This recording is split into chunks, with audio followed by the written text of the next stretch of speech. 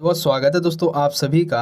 आज के इस लाइव सेशन में हम क्लास 11th हिंदी का जो सब्जेक्ट है उससे संबंधित एक और सैम्पल क्वेश्चन पेपर सॉल्व करने जा रहे हैं। ये आपका सैम्पल पेपर नंबर 4 है, यानी कि आपके 3 ऑलरेडी सॉल्व करवा दिए गए हैं। अगर वो वीडियोस आपने नहीं देखी हैं तो वीडियो के डिस्क्रिप्शन बॉक्स पे क्लिक करके उन लिंक्स पे जाके आप जरूर देखिएगा। तो आज हम देखेंगे आपका जो सैम्पल पेपर है 4th, ठीक है। तो आपको सामान्य निर्देश और जो टाइमिंग वगैरह है वो तो बताने की ज़रूरत है नहीं, क्योंकि आप सभी को पता ही होगा। टाइम है आपका 90 मिनट और अधिकतम अंक है 40। तो इसमें जो आपके गद्यांश होते हैं, काव्यांश होते हैं, इन्हें हमें पढ़ने की ज़रूरत नहीं है, क्योंकि ये आपके हर पेपर में अलग ही होते हैं, ठीक है। तो हम सिर्फ आपके अभिव्यक्ति माध्यम और जो आपकी बुक है उससे संबंधित प्रश्न करेंगे। तो आज के इस लाइव सेशन के लिंक को अपने सभी दोस्तों के साथ शेयर कर दीजिए। सेक्शन बी है हमारे, यानी कि खंड ख है, जिसमें आपके अभिव्यक्ति और माध्यम से आधारित कुल 5 प्रश्न पूछे जाएंगे, ठीक है। क्वेश्चन नंबर है 37। किसी घटना को समाचार बनाने के लिए उसमें किस तत्व का होना महत्वपूर्ण है? ऑप्शन पहला है नवीनता एवं अनोखापन, सेकंड है निकटता तथा महत्वपूर्ण लोग एवं महत्वपूर्ण जानकारी, थर्ड है जनरुचि एवं पाठक। तो बच्चों, किसी भी घटना को समाचार बनाने के लिए उसमें उपरोक्त सभी जो मुख्य तत्व हैं उनका होना अनिवार्य है, यानी कि नवीन होनी चाहिए, महत्वपूर्ण लोग होने चाहिए, जानकारी महत्वपूर्ण होनी चाहिए, जनरुचि भी होनी चाहिए, ठीक है। क्वेश्चन नंबर है 38। ऑल इंडिया रेडियो की स्थापना कब हुई? ऑप्शन पहला है 1957, 1936, 1938, 1967। तो बच्चों, ऑल इंडिया रेडियो की स्थापना हुई थी 1936 में, ठीक है। नेक्स्ट है क्वेश्चन नंबर 39। इसमें आपके 2 प्रश्न एक साथ पूछे गए हैं कि एनी फ्रैंक की जो डायरी थी वह उसे किस जन्मदिवस पर मिली थी एवं वह किस भाषा में थी? तो ऑप्शन पहला है 12वें जन्मदिवस पर, भाषा थी नाजी, सेकंड है 13वें जन्मदिवस पर, भाषा थी डच, थर्ड है 11वें जन्मदिवस पर, भाषा थी अंग्रेजी, फोर्थ है 10वें जन्मदिवस पर, भाषा थी यहूदी। तो इसका राइट आंसर है बच्चों option number second. Anne Frank को वो डायरी उसके 13वें जन्मदिवस पर मिली थी, जो कि डच भाषा में प्रकाशित हुई थी, ठीक है। नेक्स्ट है क्वेश्चन नंबर 40। अपने समाचार पत्र अथवा चैनल को लोकप्रिय बनाने के लिए सनसनी खोज खबरें छापना जो छापी जाती हैं, ये सनसनी खोज खबरें छापी जाती हैं, उसमें किसका उपयोग किया जाता है? पीठ पत्रकारिता, पेज 3 का, खोजपरक पत्रकारिता या 1 और 2? जिसका राइट आंसर होगा बच्चों ऑप्शन 4, पीठ पत्रकारिता और पेज 3। इसका उपयोग समाचार पत्र और जो चैनल होते हैं वो लोकप्रिय बनाने के लिए इनका उपयोग करते हैं, ठीक है। क्वेश्चन नंबर है 41। जनसंचार से प्रकाशित या प्रसारित होने वाली जो सामग्री होती है उसको नियंत्रित एवं निर्धारित करने वाला कौन होता है? संपादक होता है, श्रोता होता है, द्वारपाल होता है, या इनमें से कोई नहीं? तो बच्चों, अधिकतर बच्चों को लग रहा होगा कि इसका आंसर जो है वो संपादक होगा। नहीं, इसका आंसर है बच्चों द्वारपाल, ठीक है। इसका राइट आंसर है ऑप्शन नंबर 3, द्वारपाल। तो ये आपके अभिव्यक्ति और माध्यम से संबंधित 5 प्रश्न थे जो कि आपके इस सैम्पल पेपर में लिए गए हैं। नेक्स्ट बढ़ते हैं बच्चों, हम आपके जो पाठ्यपुस्तक वाले प्रश्न हैं उसकी तरफ, यानी कि खंड ग है हमारा, जिसमें आपकी अंतरा किताब और अंतराल किताब से संबंधित प्रश्न पूछे जाएंगे। तो सबसे पहले तो यहाँ पे काव्यांश के आधार पर 5 प्रश्न पूछे गए हैं, हमें उसका आंसर देना है। तो काव्यांश हम पढ़ते हैं। काव्यांश के अकॉर्डिंग इसे एक लाइन पढ़ेंगे और फिर हम बताएंगे ये है किस कवि का है।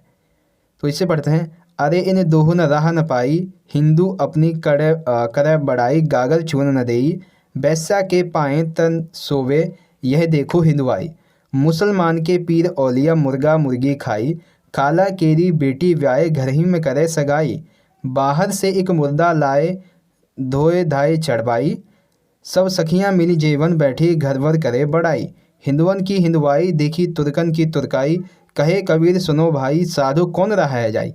तो यहाँ पे आपको आखिरी में ही पता चल गया कहे कबीर, यानी कि ये कबीर जी का ही है, ठीक है।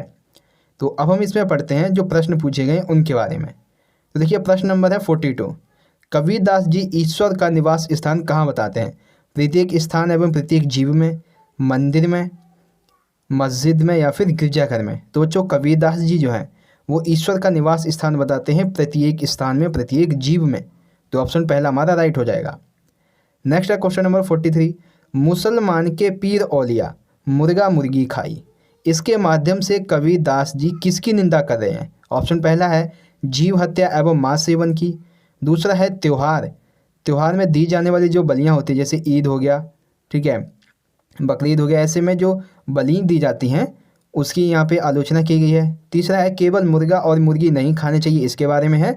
फोर्थ है कि पहले दूसरे सही हैं, तो ऑप्शन फोर्थ हमारा इसका राइट आंसर होगा, ठीक है। जीव हत्या, मांस सेवन इसकी, और त्यौहार में दी जाने वाली जो बलि है उसकी। तो 43 यहाँ पे कंप्लीट हुआ। नेक्स्ट है 44, हिंदुवन की हिंदुआई देखी, तुर्कन की तुर्काई देखी। यहाँ पे इस वाक्य में कौन सा अलंकार उपयोग किया गया है?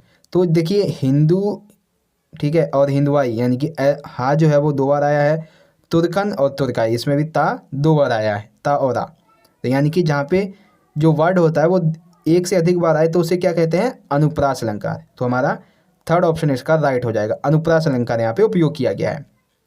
क्वेश्चन नंबर है 45, कबीर ने दोनों धर्मों के लोगों को ईश्वर के बारे में क्या कहा है? ऑप्शन पहला है, उन्होंने कहा है कि ईश्वर एक है, राम रहीम में कोई भेद नहीं है, ठीक है। सेकंड है, ईश्वर सर्वदा है, यानी कि ईश्वर सभी में है, ईश्वर सर्वव्यापक है, सभी प्राणियों एवं मतलब सभी प्राणियों के हृदय में ईश्वर विद्यमान है, ये भी राइट है।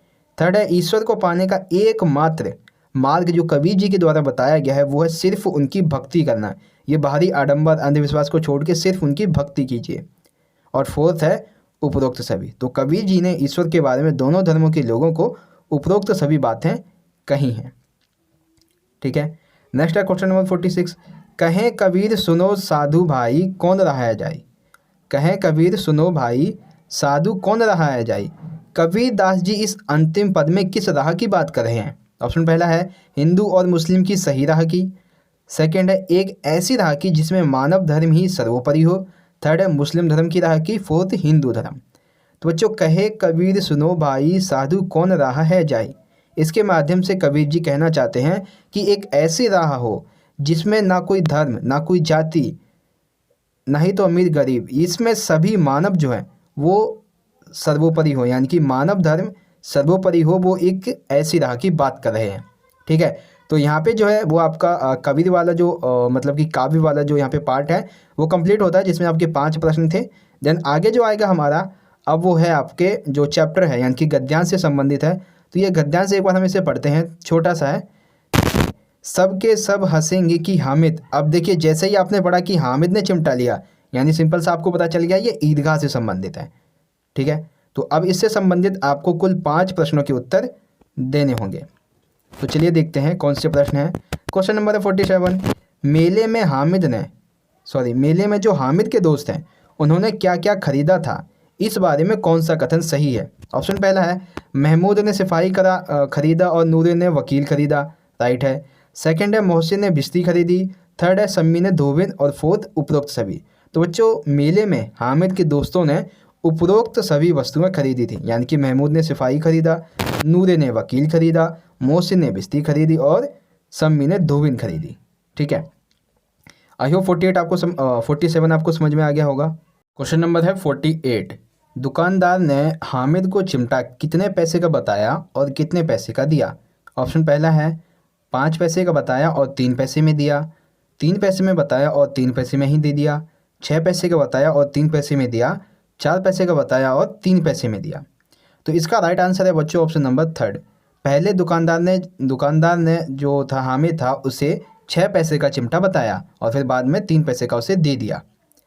49 है, खिलौने को ना खरीदने के लिए हामिद ने क्या तर्क दिया? ऑप्शन पहला है, खिलौने मिट्टी के होते हैं, राइट है। खिलौने महंगे होते हैं, राइट है। ज़्यादा सा पानी पड़े तो रंग धुल जाए, राइट है। यानी कि उपरोक्त सभी ये हमारा राइट आंसर हो जाएगा, ठीक है।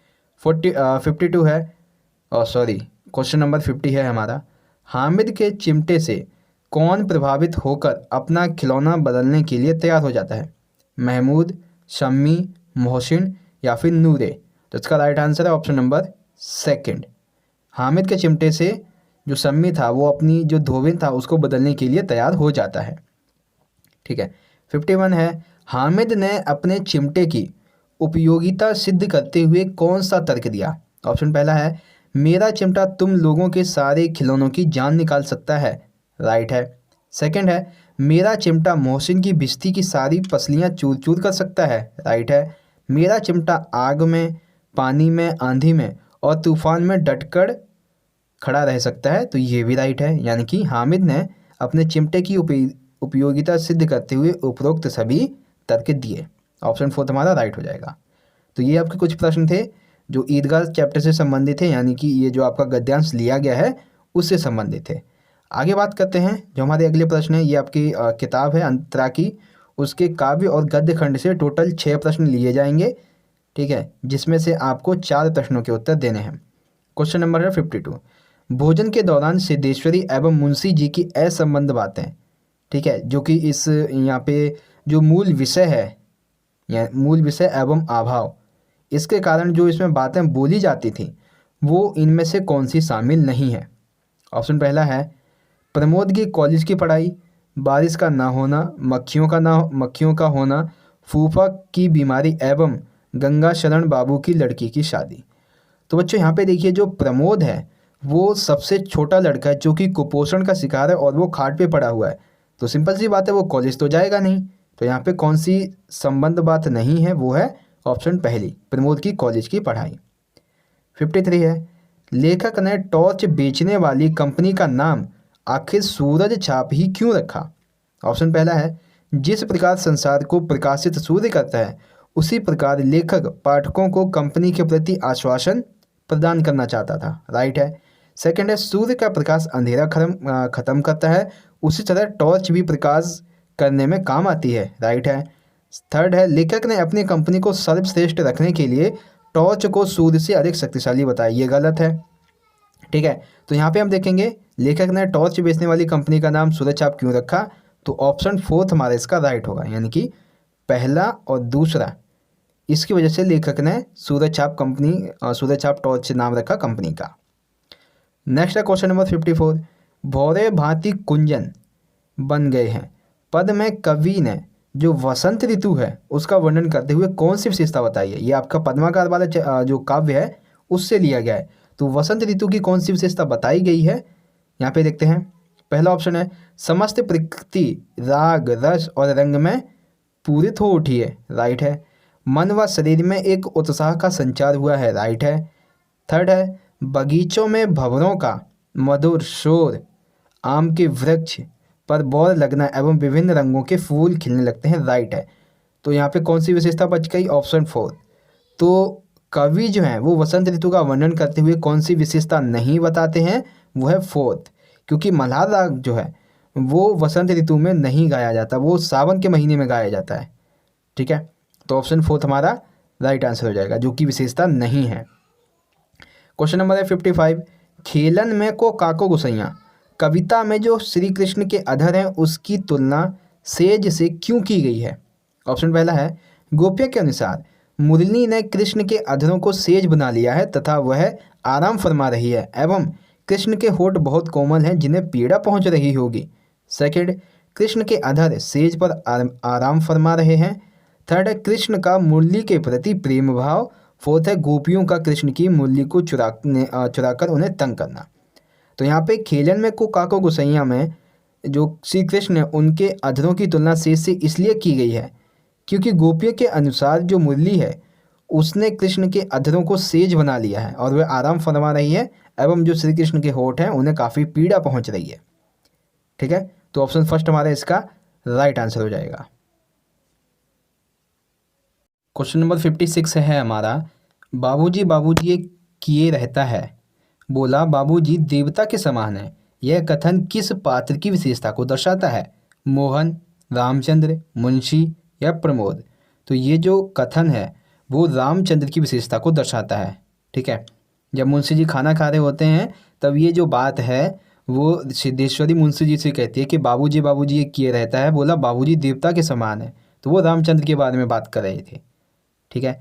57 है भौरन को कुंजन सुहावनो लागत है। ये जो आपका पद है पद्माकार जी का, इसमें पद्माकार जी ने सावन की ऋतु की किन विशेषताओं का वर्णन किया है। पहला ऑप्शन है बगीचों में भंवरों का स्वर जो गुंजन है वो मल्हार राग की तरह मन भावन लग रहा है। सेकंड है इस ऋतु में सभी को अपना प्रीतम अधिक प्यारा लगने लगता है, इसलिए इसे प्रेम की ऋतु भी कहा गया है, राइट है। सावन में बारिश के साथ प्रेम स्नेह की भी बारिश होती है तथा इस सावन में झूला झूलना भी अधिक सुहावना लगता है। तो यहाँ पे उपरोक्त सभी वाला जो ऑप्शन है ये सभी विशेषताएं सावन ऋतु के बारे में हैं। तो ऑप्शन 4 हमारा इसका राइट आंसर हो जाएगा। ठीक है, तो ये आपके प्रश्न थे अंतरा काव्य और अंतरा गद्य खंड से संबंधित। ठीक है, नेक्स्ट हमारे आएंगे अब बच्चों जो आपके जो अंतराल किताब है उससे संबंधित। यहाँ पे टोटल 5 प्रश्न दिए जाएंगे और 5 में से आपको किन्हीं 3 के उत्तर देने हैं। क्वेश्चन नंबर है 58। पराया घर तो लगता ही है भाभी, एकांकी में यह कथन किसने कहा है? श्याम ने, गोपाल ने, वीणा ने या राधा ने?